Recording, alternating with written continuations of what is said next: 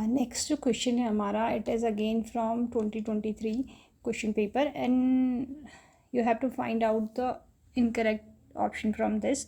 First option is urban heat island effect in a city can be reduced by decreasing tree and vegetation cover in the city, and urban heat island intensity is affected by PM 2.5 concentration in the city. Urban heat island intensity increase due to the installation of reflective roofs in a city, and in comparison with the urban non-areas, urban heat island raises nighttime temperature more than daytime temperature in cities. अब जो reflective रूप्स होती हैं वो reduce करती हैं urban heat Iceland effect को, वो बढ़ाती नहीं है, ठीक है, वो रिड्यूस करती है। ठीक, इसका मतलब ये इज़ नॉट ट्रू। जबकि जो इंक्रीजिंग वेजिटेशन है, अगर हम वेजिटेशन वगैरह बढ़ाएं ना, ठीक, तो हीट इफ़ेक्ट रिड्यूस होता है, ये ट्रू है, ठीक है, ये फॉल्स है। ठीक, PM 2.5 ऑब्वियस ही बात है, इससे PM 2 के कॉन्सेंट्रेशन से इसकी इंटेंसिटी पे फ़र्क पड़ेगा। ओके, एंड जो लास्ट स्टेटमेंट है वो क्या कह रहा है, टेम्परेचर डे टाइम पे बढ़ता है, ठीक है, नाइट टाइम पे नहीं। तो इसलिए हमारा जो इसका जो करेक्ट आंसर हो जाएगा वो हो जाएगा ऑप्शन नंबर सी, ये हमारा इनकरेक्ट ऑप्शन है। ठीक, नेक्स्ट क्वेश्चन है हमारा, it is also similar to that question, based on that same situation, choose the correct option from the following regarding urban environment. Urban heat island can exhibit urban flooding by intensifying rainfall intensity. Urban canyons increase ventilation by trapping heat and thus enhancing urban heat island effect. And program evaluation and review techniques, that is PERT, is always used to estimate the economic impact of the mitigation strategies of the urban heat island effect. In general, land surfaces in urban area emit more long wave radiation compared to those rural areas, thus contributing to high night time temperature.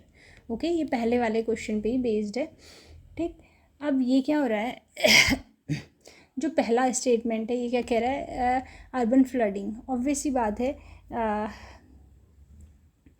जैसे temperature बढ़ेगा, जब temperature अगर बढ़ा, high temperature की वजह से जो atmospheric conditions होती हैं वो चेंज होती है, एज़ वेल एज़ जो वेदर पैटर्न है वो भी चेंज होता है, यानी कि जो रेनफॉल की इंटेंसिटी है उस पर फ़र्क पड़ेगा, यानी उसको फ़र्क पड़ेगा। तो ये आपका सही ऑप्शन है। दूसरा स्टेटमेंट है अर्बन कैनियन इंक्रीज वेंटिलेशन, ठीक है, ये इनकरेक्ट है। ठीक, जब क्योंकि एक्चुअल में क्या है, जो अर्बन कैनियन होती है वो हीट को ट्रैप करती है, ठीक है, ट्रैप करने के बाद, ठीक है, एंड ये सीधे इसके UHI इफेक्ट को इंक्रीज़ करती है। ठीक, तो ये भी हमारा ये इनकरेक्ट ऑप्शन है। ठीक, सी हमारा इररेलेवेंट है, क्योंकि ये इवैल्यूएशन टूल है, ये एक तरीके से जो पार्ट है हमारा, ये प्रोजेक्ट का इवैल्यूएशन टूल है और इसका इससे कोई लेना देना नहीं है। ठीक, लास्ट जो ऑप्शन है, in general land surfaces in urban area emits more long wave radiation compare to the rural areas. ठीक, ये हमारा सही है। क्यों? क्योंकि देखो जो मटेरियल यूज़ होता है अर्बन एरियाज़ में वो रूरल एरियाज़ के कंपैरिजन में काफ़ी डिफरेंट होता है। ठीक है, तो इसमें क्या होता है, यहाँ हमारा लॉन्ग वेव, अगर हम कह लें तो लॉन्ग वेव रेडिएशन हो रहा है, जो कि जिससे कि क्या हो रहा है, नाइट टाइम का टेम्परेचर बढ़ता है रूरल के कंपैरिजन में। ठीक है, तो इसका मतलब ए और डी दोनों ऑप्शन हमारे सही हो गए, whereas this B and D incorrect हो गए। ठीक है, ये यही था, ये क्वेश्चन भी सेम था। इस क्वेश्चन का ऑप्शन क्या था, अर्बन हीट आइसलैंड इश्यूज और नाइट टाइम टेम्परेचर बढ़ रहा है, वो क्यों बढ़ रहा है, उसमें जो मटीरियल एक तरीके से यूज़ हो रहा है। ठीक।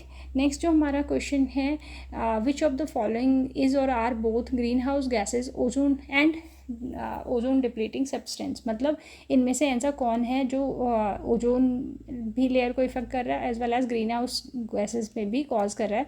ठीक है, तो CFC एंड हाइड्रोफ्लोरोकार्बन ये दोनों ग्रीन हाउस गैसेज हैं, एज वेल एज ये दोनों हमारे डिप्लीट करते हैं ओजोन लेयर को भी।